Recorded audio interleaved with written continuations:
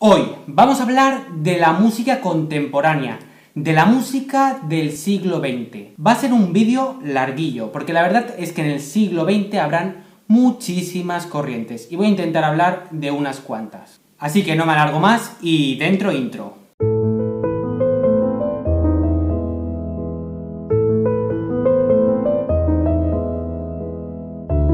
Lo más importante para entender el siglo XX es que representa una auténtica ruptura respecto a la armonía clásica. En el siglo XX se rompe la tonalidad. Se busca romper con la armonía clásica. Se busca innovar por encima de todo y romper con todas las convenciones sociales sobre estética. ¿Por qué la sociedad me tiene que decir qué es lo bonito y qué es lo feo? Y vamos a empezar con Schoenberg.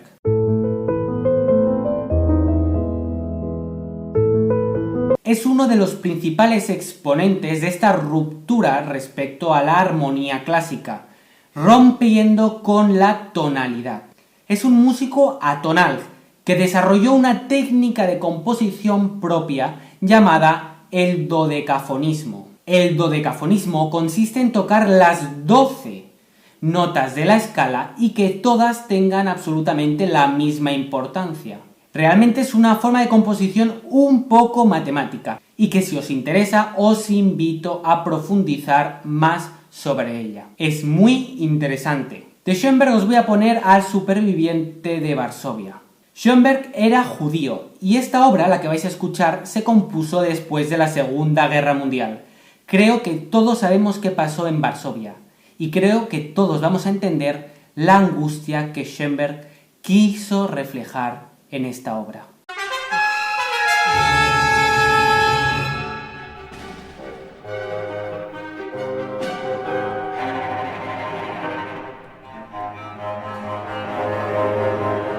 Trumpets again! Get out! The sergeant will be furious!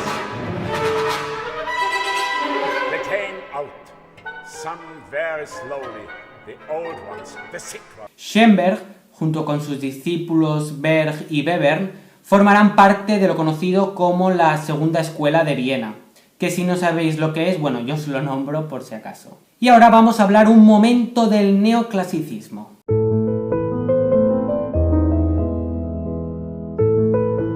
Cuando todos son rebeldes, ser conservador es ser rebelde. El neoclasicismo es un movimiento conservador, que no acaba de estar convencido de eso de romper con la armonía clásica. Realmente es un movimiento muy extenso, ya que abarca desde que se intentan hacer los primeros intentos sutiles de ir rompiendo con la armonía clásica, en el postromanticismo, hasta el siglo XX.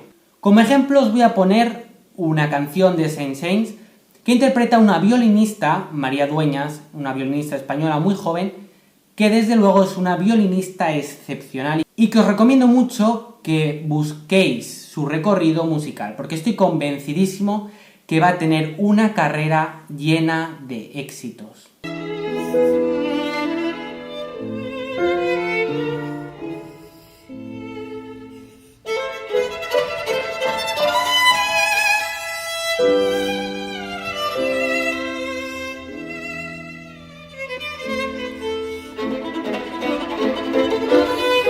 Y ahora es hora de hablar de la música aleatoria.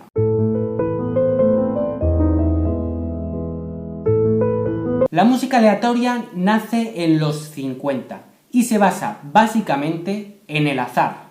Esta aleatoriedad se puede dar tanto a la hora de componerse como a la hora de que se interpretaran estas canciones. La forma más sencilla de visualizarlo quizás es con unos dados. Un músico que para componer utiliza unos dados y en función del número que salga pone una nota u otra. Pero como hemos dicho, esta aleatoriedad también se puede dar a la hora de interpretarse. Y sería, por ejemplo, cuando el compositor indicara una indicación muy abierta, poco concreta, y por tanto, en función del intérprete, se tocaría una forma u otra de la canción. Y por tanto, en función del intérprete, cada canción se tocaría de una forma única e irrepetible. Y es hora de hablar de John Cage y 433.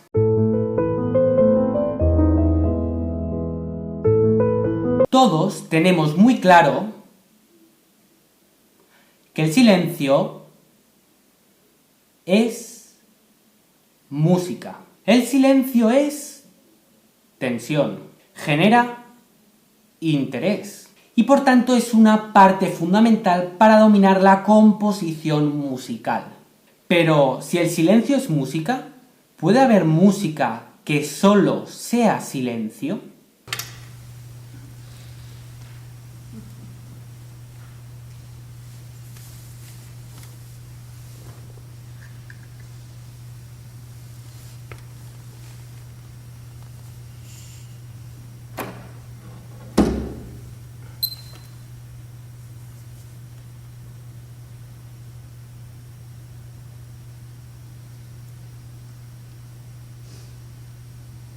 Pero 433, además de señalarnos la importancia del silencio dentro de la música, nos invita a muchísimos más temas de reflexión.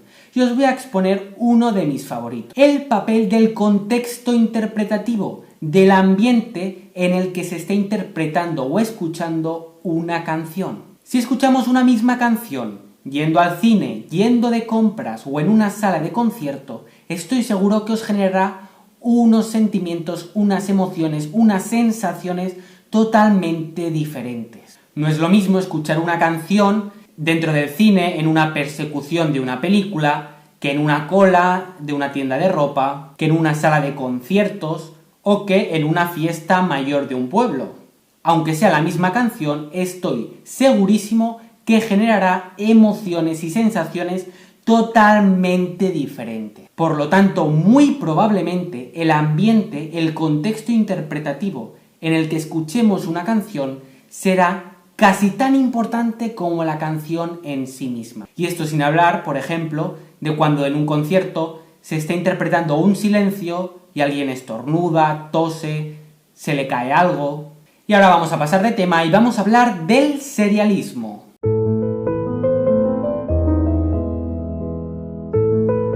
El serialismo sería la evolución del dodecafonismo, donde las capacidades de innovar se multiplican.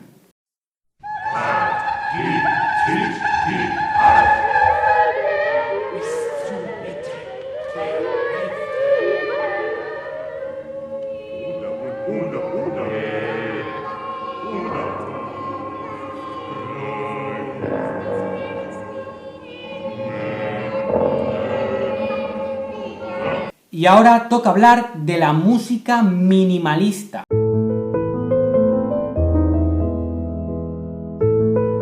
Pocas notas, ritmos constantes y sobre todo música muy repetitiva. El concepto que todos tenemos de estética minimalista aplicada a la música.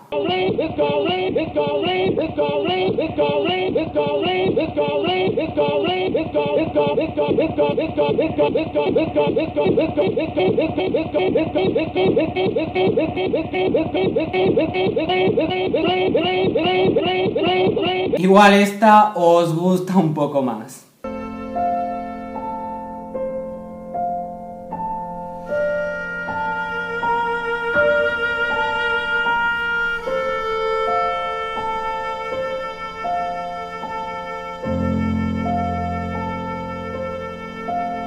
Y por último vamos a hablar de la música que más mal rollo me da, la música concreta.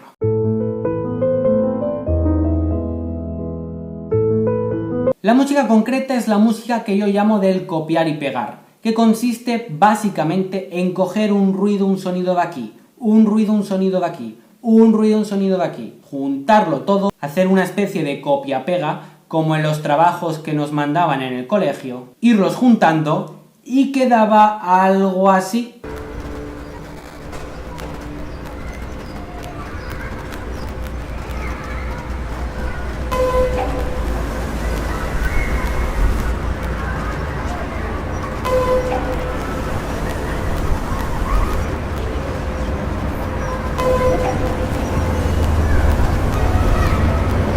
Desde luego este tipo de canciones sería imposible sin los avances tecnológicos. Debemos tener en cuenta que los avances tecnológicos también influenciaron muchísimo la forma de componer.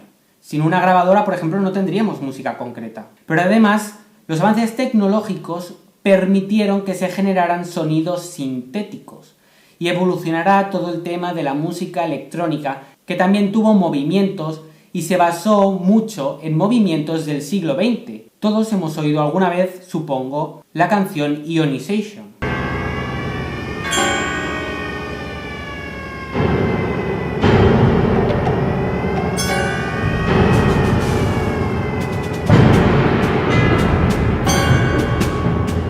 Y creo que por hoy ya hemos tenido suficiente siglo XX. Si te interesa la historia de la música, te dejo aquí una lista de reproducción con todos los vídeos que he hecho de historia de la música. Hemos recorrido juntos 1000 años de historia de la música. Realmente es mucho tiempo. Espero que os hayáis podido formar una idea básica de cómo ha ido evolucionando la música a lo largo de la historia hasta nuestros días. Y si te ha gustado el vídeo, dale like, suscríbete, dale a la campanita. Si tienes alguna sugerencia, escríbemela en los comentarios. Estaré encantado de leerla. Y eso es todo. Nos vemos la semana que viene.